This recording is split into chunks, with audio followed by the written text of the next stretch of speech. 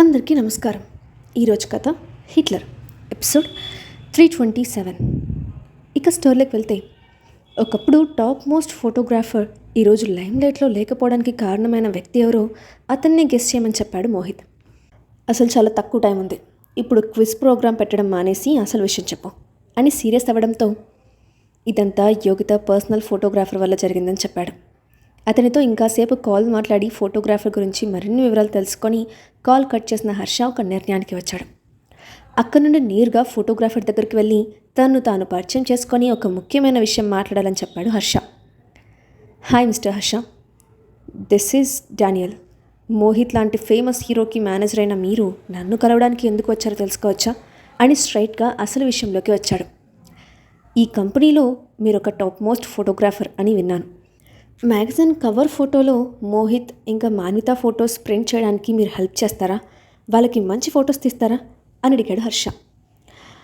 Mister Harsha, నాతో joke చేయడానికి ఇక్కడికి వచ్చారా అని నవ్వుతూ అడిగిన డానియల్ని చూస్తూ, ఆల్రెడీ ఫ్యాషన్ వీక్ దగ్గరికి వచ్చేస్తోంది, ఇలాంటి టైంలో ఎవరైనా జోక్ చేస్తారా? నేను చాలా సీరియస్గా చెప్తున్నాను, మీకేమైనా అభ్యంతరం ఉంటే స్ట్రైట్గా చెప్పండి అని అన్నాడు. ఆ విషయం మీరు ఎడిటర్తో మాట్లాడితే బాగుంటుందండి, నన్ను అడగడం వల్ల ఎలాంటి ఉపయోగం లేదు. ఒకప్పుడు నేను ఫేమస్ ఫోటోగ్రాఫర్ కావచ్చు, కానీ ఇప్పుడు ఆ పరిస్థితులు లేవు. ఏ క్షణం నన్ను జాబ్ నుండి తీసేస్తారో కూడా తెలియదు. అనవసరంగా మీ టైం వేస్ట్ చేసుకోకండి అని చెప్పాడు డానియల్. మీరెందుకు ఇలా మాట్లాడుతున్నారో నాకు తెలియదు, బట్ నేను చెప్పిన విషయం ఒకసారి ఆలోచిస్తే బాగుంటుంది.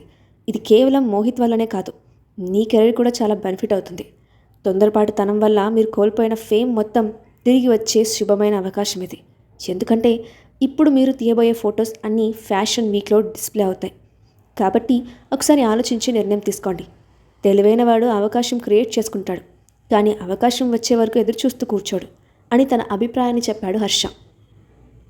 ఆ మాటకి ఆలోచనలో పడిన డానియల్ని చూసి అతని అసిస్టెంట్కి ఒక ఐడియా వచ్చింది. బాస్, నిజానికి హర్ష గారు చెప్పిన ప్లాన్ చాలా బాగుంది. మనం ఎడిటర్ ఫ్యాషన్ వీక్లో డిస్ప్లే అయ్యే ఫొటోస్ కోసం యోగితాను సెలెక్ట్ చేసుకున్న విషయం మనకు తెలుసు, కానీ కొన్ని రోజుల క్రితం ఒక బ్యూటీ ప్రోడక్ట్ షూట్ కోసం మిమ్మల్ని అప్రూవ్ చేయాలి కదా, ఆ అవకాశం మీకెందుకు రాకూడదు? హీరో మోహిత్కు ఉన్న పాపులారిటీ వల్ల బ్యూటీ ప్రోడక్ట్స్ కంపెనీ వాళ్ళకి ఫ్రీ పబ్లిసిటీతో పాటు మీ టాలెంట్ చూపించడానికి మంచి ప్లాట్ఫామ్ దొరుకుతుంది కదా, ఒకసారి థింక్ చేయండి అని చెప్పాడు. కాసేపు ఆలోచన తర్వాత, గతంలో నా మీద కొన్ని ఎలిగేషన్స్ వచ్చాయి, వాటి వల్ల నా కెరీర్ మొత్తం నాశనం అయిపోయింది. ఒక్కరు కూడా నాతో షూట్ చేయడానికి ఇష్టపడలేదు. ఈ జనాలంతా ఒకప్పటి నా టాలెంట్ అండ్ స్కిల్స్ అన్నిటినీ పూర్తిగా మర్చిపోయారు. నేను తప్పు చేశానని నన్ను నిందించారు. ఇప్పుడు నాకు ఎలాంటి విలువ లేదు. అలాంటిది ఏ ధైర్యంతో మీరు నన్ను అప్రోచ్ అయ్యారో నాకు అర్థం కావడం లేదు. కనీసం మీ ఎక్స్పెక్టేషన్స్ని రీచ్ అవ్వగలనా అని సంశయంగా అడిగాడు డానియల్. నాకు మీ ఎబిలిటీ మీద పూర్తి నమ్మకం ఉంది డానియల్. మీ పిక్స్ ఖచ్చితంగా సెన్సేషన్ అవుతాయి, అందులో ఎలాంటి సందేహం లేదు. ఎంటర్టైన్మెంట్ సర్కిల్లో విమర్శలు సర్వసాధారణం. ఎప్పుడేం జరుగుతుందో చివరికి తెలుసు. గోడలు బల్లవుతాయి అని అంటారు కదా, అలాగే రాత్రికి రాత్రే మీ ఫేమ్ మారిపోవచ్చేమో. Wait and see. వీలైనంత తొందరలో వర్క్ స్టార్ట్ చేయండి, మళ్ళీ మనం తొందరలో కలుద్దాం అని డానియల్కి షేక్ హ్యాండ్ ఇచ్చి వెంటనే బయటికి నడిచాడు హర్ష. తాను పంపిన వ్యక్తి తాత్కాలికంగా కష్టపడి అసలు విషయం తెలుసుకోకుండానే వెనక్కి వచ్చాడని తెలుసుకున్న అనసూయకు అగ్గి మీద గుగ్గులమైనట్టయిపోయింది. ఛీ, విషయం తెలియదని చెప్పడానికి సిగ్గుండాలి. ఎంత చిన్న పని కూడా చేయలేకపోతున్నారు. మీలాంటి వాళ్ళని ఏం చేసినా తప్పులేదు. అసమర్థులందరూ నా చుట్టూనే ఉంటారు, అందుకే ఇన్ని తలనొప్పులు వచ్చి చుట్టుకుంటున్నాయి అని కోపంతో ఊగిపోతున్న ఆమెను కంట్రోల్ చేయడానికి ఆమె మేనేజర్కి తల ప్రాణం తోకకొచ్చింది. మీరు ఇలా ఆవేశపడితే చాలా కష్టం మేడం. తొందరలో విరాట్ సార్ ప్లాన్స్ అర్థమైపోతాయి. అప్పటి వరకు కాస్త ఓపిక పట్టండి.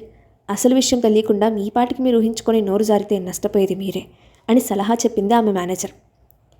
ఈ విషయం తెలిసి శాంతంగా ఉండటం అవుతుందా? విరాట్ ఒక్క మగవారిని పెళ్లి చేసుకొని తీసుకువచ్చినా కూడా నోరు మూసుకొని కూర్చోవాలా? నలుగురిలో నా పరువు ఉంటుందా? అసలు ఇలాంటి చండాలాన్ని నేను ఒప్పుకుంటానని విరాట్ ఎలా అనుకున్నాడు? ఆ వ్యక్తికి హాస్నికి పోలికలుంటే చాలు, అక్కడ ఉన్నది అమ్మాయి అబ్బాయో తనకు అక్కర్లేదా అని గట్టిగా అరిచింది ఆ అనసూయ. ప్లీజ్ మేడం, కాస్త శాంతించండి. అతను మన కళ్ళ ముందుకు వచ్చే వరకు ఓపిక పట్టండి. ఆ తర్వాత అతన్ని అడ్డు తప్పించడానికి ప్లాన్స్ చేయొచ్చు. చీటికి మాటికి మీరు గొడవ చేస్తే విరాట్ సార్తో అంతంత మాత్రంగా ఉన్న బంధం కూడా పూర్తిగా తెగిపోతుంది. ఆ విషయం గుర్తుపెట్టుకోండి అని అర్థమయ్యే విధంగా చెప్పింది మేనేజర్.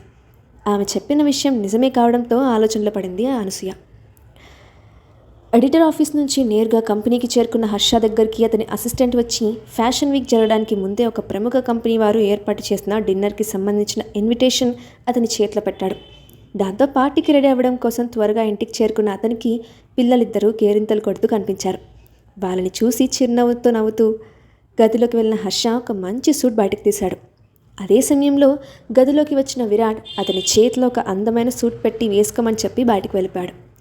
ఆ సూట్ వైపు ఒక్క క్షణం పరిశీలనగా చూసి రెడీ అయిన హర్ష డిన్నర్ జరిగే ప్రదేశానికి వెళ్ళేసరికి అతని కోసం ఎదురు చూస్తూ కనిపించారు మోహిత్ ఇంకా మాన్విత. మీరిద్దరు లోపలికి వెళ్లకుండా ఎక్కడేం చేస్తున్నారు అని అడిగిన హర్షను పైనుండి కిందకు చూసి, మీడియా వాళ్లకు ఫ్రీగా 2 పోజులు ఇద్దామని ఇక్కడ నిలబడ్డాం, కానీ మీ దయ వల్ల అది సాధ్యపడేలా లేదు అని నిరాశగా చెప్పాడు మోహిత్. వాట్, జరగపోవడానికి నేనేం చేశానని ఇలా అంటున్నావు అని అడిగిన అతన్ని కొంటగా చూస్తూ, నువ్వు అలా హ్యాండ్సమ్గా రెడీ వస్తే ఇక నన్నెవరు చూస్తారు అని అన్నాడు. ఆ మాటకు తనను తాను చూసుకున్న హర్షకు నిజంగానే ఆ సూట్లో చాలా మ్యాండిగా కనిపించాడు. తనకు సంబంధించిన క్రెడిట్ మొత్తం విరాట్కి చెందుతుందని మనసులోనే నవ్వుకుంటూ వాళ్ళతో కలిసి లోపలికి నడిచాడు. అతను ఊహించిన విధంగానే ఫ్యాషన్ ఇండస్ట్రీలో ఉండే ప్రముఖులందరూ అక్కడికి వచ్చారు. వాళ్ళలో సందీప్, శాలిని, యోగిత కూడా ఉన్నారు. అందరినీ ఒక్కసారిగా పరిశీలనగా చూసి మ్యాగజైన్ ఎడిటర్స్ దగ్గరికి వెళ్తున్న హర్షకు కొన్ని మాటలు వినిపించి ఆగిపోయాడు. అతని పక్కనే ఉన్న యోగిత, మీ కంపెనీలో వర్క్ చేస్తున్న డానియల్కి మ్యాగజైన్ కవర్ పేజీ షూట్ చేసే అవకాశం రాక ఒక బ్యూటీ ప్రోడక్ట్ షూట్ చేయడానికి వెళ్ళిపోయాడు. అది కూడా ఎందుకు పనికిరాని మోహిత్ ఇంకా మాన్విత కోసం. మరీ అంత కరువులో ఉన్నాడా? అయినా మరొకరి ఫొటోస్ కాపీ చేసి సొమ్ము చేసుకోవాలని చూస్తున్న చీటర్ను ఎక్కడికి ఎవరు ఇన్వైట్ చేశారు అని చుట్టూ ఉన్న ప్రముఖులకు వినిపించే విధంగా మాట్లాడింది. ఆ మాటలు అక్కడే ఉన్న డానియల్తో పాటు అతని అసిస్టెంట్కి కూడా వినిపించాయి. దాంతో ఆగ్రహానికి గురైన అతని అసిస్టెంట్ కోపంగా ముందుకు వెళ్ళడం గమనించిన డానియల్ అతని చేయి పట్టుకొని ఆపేశాడు. ఇది మన టాలెంట్ ప్రూవ్ చేసుకోవాల్సిన సమయం.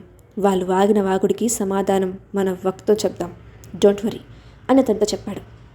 అయితే ఆ మాటలన్నీ విన్న మోహిత్ కుదురుగా ఉండకుండా, కొంతమంది సిగ్గులేని ముఖాలకి తాము చేసే తప్పులు కనిపించవు. పక్కవాడి కష్టాన్ని దోచుకొని తమ దానికి బిల్డప్ ఇస్తూ పబ్బం గడుపుతున్న వాడికి కూడా గొప్పగా చెప్తారు. పైగా మ్యాగజైన్ కవర్ పేజీకి సెలెక్ట్ అయినందుకు పొగరు చూపిస్తున్నారు. పాపం, తొందరలో ఎడిటర్ పరిస్థితి ఏమవుతుందో నాకు అతన్ని చూస్తుంటేనే జాలేస్తుంది. వీళ్ళ కారణంగా భవిష్యత్తులో అతని కంపెనీ లాస్ అయినప్పుడు నా ఫేమ్తో పైకి తీసుకురావడానికి హెల్ప్ చేయాలని అనుకుంటున్నాను అని చురకంటించాడు. అతని మాటలకి హర్ష ముసిముసిగా నవ్వుకుంటూ ఉంటే మాన్విత మాత్రం కొత్త గొడవలు వస్తాయేమోనని భయపడింది. డానియల్ మాత్రం ఆశ్చర్యంగా చూస్తూ ఉండిపోయాడు. అయితే అందరికీ భిన్నంగా యోగిత ముఖం మాత్రం మాడిపోయింది. అందరినీ చిరునవ్వుతో విష్ చేస్తూ తన ఆర్టిస్ట్ ఇద్దరిని అక్కడ ఉన్న ప్రముఖులకు కొందరికి పరిచయం చేయడంలో బిజీగా ఉన్న హర్షను చూసి ఉక్రోషంతో ఊగిపోయింది యోగిత. అప్పటికప్పుడు అతన్ని అందరిలో నవ్వుల పాలు చేయాలన్న ఉద్దేశంతో, నువ్వు ఇక్కడికి రావడం చాలా ఆశ్చర్యంగా ఉంది హర్ష.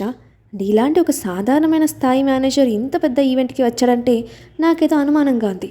నిజం చెప్పు, నేమ్ అండ్ ఫేమ్ కోసం పిలవని పేరంటానికి వచ్చావా అని నోరు పారేసుకుంది. అసలు మమ్మల్ని ప్రశ్నించడానికి నువ్వెవరు? నీకేం అర్హత ఉందని నిలదీస్తున్నావు? ఈ పార్టీ ఏమైనా నువ్వు హోస్ట్ చేస్తున్నావా అని కోపంగా అడిగాడు మోహిత్. అతని మాటలకి కోపం వచ్చినప్పటికీ అక్కడ నోరు విప్పితే తన ఇమేజ్ డ్యామేజ్ అవుతుందని భయపడిన యోగిత ముఖానికి నవ్వు పులుముకొని, నేను అన్నదానిలో తప్పేముంది? నీ దృష్టిలో హర్ష గొప్ప మేనేజర్ అవ్వచ్చు, కానీ నలుగురి దృష్టిలో అతని స్థానం అంతే కదా. ఓ మర్చిపోయాను, మీకు నిజాలు ఒప్పుకున్న ధైర్యం లేదు కదా. అసలు మీ దగ్గర ఇన్విటేషన్ ఉందా అని వ్యంగ్యంగా అడిగింది. ఇన్విటేషన్ లేకుండా రావడానికి మేము నీలాంటి పనికి మాలిన వాళ్ళం కాదు కదా. పిలువని పేరంటానికి వచ్చే అలవాటు కూడా మాకు లేదు.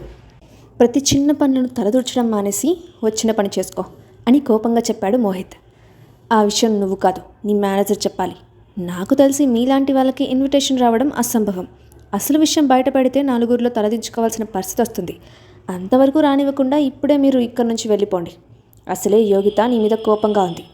ఈ అవకాశం ఉపయోగించుకొని ఇండస్ట్రీలో నీ పేరు వినిపించకుండా చేయగలదు. ఆలోచించుకోండి అని ఇండైరెక్ట్గా హింట్ ఇచ్చాడు ఆమె పర్సనల్ మేనేజర్ జనార్దన్. ఇంతలో పార్టీ ఆర్గనైజ్ చేసిన హోస్ట్ అక్కడికి వచ్చి అందరినీ విష్ చేస్తూ యథావిధిగా హర్ష వేసుకున్న షూట్ చూశాడు. కోట్ పాకెట్ మీద ఉన్న సిల్వర్ లోగో చూసిన అతని కళ్ళు ఆశ్చర్యంతో పెద్దవయ్యాయి. ఈ సూట్ మీరు దేనికోసం డిజైన్ చేయించారో తెలుసుకోవచ్చా మిస్టర్ హర్ష అని ఆతృతగా అడుగుతున్న అతన్ని చూసి, ఇది నా ఫ్రెండ్ గిఫ్ట్గా ఇచ్చిన సూట్, దీనికి ఇంత ప్రత్యేకంగా అడుగుతున్నారు అని ఆశ్చర్యంగా ముఖం పెట్టాడు హర్ష. నిజమా? అయితే మీ ఫ్రెండ్ ఎవరో చాలా గొప్పవాళ్ళు అనుకుంటా. లేదంటే ఈ బ్రాండ్ సూట్ మీ వరకు వచ్చేది కాదు అని చెప్పాడు పార్టీ హోస్ట్. ఓట్, మీరేమంటున్నారో నాకు అర్థం కావట్లేదు. ఈ సూట్ డిజైన్ చేసిన వ్యక్తి ఎవరో మీకు తెలుసా అని అపనమ్మకంగా అడిగాడు హర్ష. యా, బాగా తెలుసు. అతను ఒక ఫేమస్ ఫ్యాషన్ డిజైనర్. అతను డిజైన్ చేసిన ఒక్కొక్క డ్రెస్ మాస్టర్ పీస్. అతన్ని ఫ్యాషన్ ఇండస్ట్రీలో గాడ్ అంటారు. కొంతకాలం క్రితం రిటైర్ అయ్యారు. చాలా సంవత్సరాల తర్వాత అతను డిజైన్ చేసిన సూట్ చూసి చాలా ఆశ్చర్యంగా అనిపిస్తోంది. మీరేంటో చెప్పడానికి ఈ ఒక్క సూట్ చాలు అని పొగుడుతూ అతనితో మాటల్లో పడ్డాడు. అయితే అదంతా చూస్తూనే యోగిత అండ్ కో ముఖాలు మాడిపోయిన వంకాయల కంటే దారుణంగా మాడిపోయాయి. తామొకటి అనుకుంటే అక్కడ మరొకటి జరిగిందని కోపంతో రగిలిపోయారు. పైపెచ్చు మోహిత్ వేసుకున్న సెటైర్లు మండుతున్న మంట మీద పెట్రోల్ పోసినట్లయింది. కానీ అక్కడ నుండి వెళ్ళిపోతే అందరి దృష్టి తమ మీద పడుతుందని మౌనం వహించారు. పార్టీ ముగించుకొని బయటకు వచ్చిన హర్షకు కార్ దగ్గర స్టైల్గా నిలబడిన విరాట్ కనిపించాడు. అతన్ని చూసిన మోహిత్ ముఖానికి గండ్లు పెట్టుకొని, విడిక్కడికి ఎందుకు వచ్చాడు? నువ్వు ఇంకా వదలలేదా? అసలు ఇలాంటి వ్యక్తితో నీకు మాటలేంటి అని చిరుబుర్లాడాడు. గట్టిగా అరవకు, అతను వింటే నీ పని అంతే. సైలెంట్గా మానవతాన్ని తీసుకొని ఇక్కడ నుండి వెళ్ళిపో. ఆమెను జాగ్రత్తగా తన ఇంటి దగ్గర డ్రాప్ చేయి అని ఆర్డర్ వేసి నేరుగా విరాట్ కారెక్కి అక్కడ నుండి వెళ్ళిపోయాడు హర్ష. దారిలో ఉండగా కనీసం ఒక్క ఫోన్ కూడా చేయలేదు. మీరు ఇక్కడికి వచ్చి ఎంతసేపు అయింది అని అడిగింది హాస్ని. కాసేపటి క్రితం ఇక్కడికి వచ్చాను అని చెప్పిన అతనితో పార్టీలో జరిగిన విషయాలు చెప్పి, అసలు ఈ సూట్ ఎక్కడ డిజైన్ చేయించారు అని అడిగింది హాస్ని. ఎందుకంత ప్రత్యేకంగా అడుగుతున్నావు? నీకు ఈ సూట్ నచ్చకపోతే మరొకటి డిజైన్ చేయిస్తాను అని చెప్పిన అతన్ని వింతగా చూస్తూ పార్టీలో జరిగిన సంఘటనలు మొత్తం వివరించింది హాస్ని. ఫ్యాషన్ ఇండస్ట్రీలో మనిషి క్యారెక్టర్ కంటే బేసిక్గా బట్టలకే ఎక్కువ విలువ వేస్తారని మరొకసారి ప్రూవ్ అయింది. ఈ సూట్ ప్రత్యేకంగా నా పర్సనల్ డిజైనర్తో రెడీ చేయించాను. ఇన్ఫ్యాక్ట్ నీకు చాలా బాగా సూట్ అయింది. ఇంకొన్ని సూట్స్ కూడా రెడీ చేస్తాను అని చెప్పిన విరాట్ను వెర్రి ముఖం వేసుకొని చూసింది హాస్ని. ఆ రాత్రి ఇంటికి వెళ్ళేసరికి చాలా ఆలస్యమైపోవడంతో పిల్లలిద్దరూ పడుకొని పోయారు. అప్పటి వరకు వాళ్ళ దగ్గర ఉన్న దాస్ ఈ ఇద్దరి రాక చూసి తమ రూమ్కి వెళ్ళిపోయాడు. మరుసటి రోజు హాస్ని ముఖం చూసిన ఖుషిపాప ముఖంలో వింత వింత భావాలు కలిగాయి. లోపల క్వశ్చన్స్ని ఆపుకోలేక అదే విషయాన్ని హాస్ని అడిగింది. ఇంతకీ ఆ విషయం ఏంటి? అందుకు హాస్ని ఎలా రియాక్ట్ అవుతుంది? నెక్స్ట్ పార్ట్లో చూద్దాం.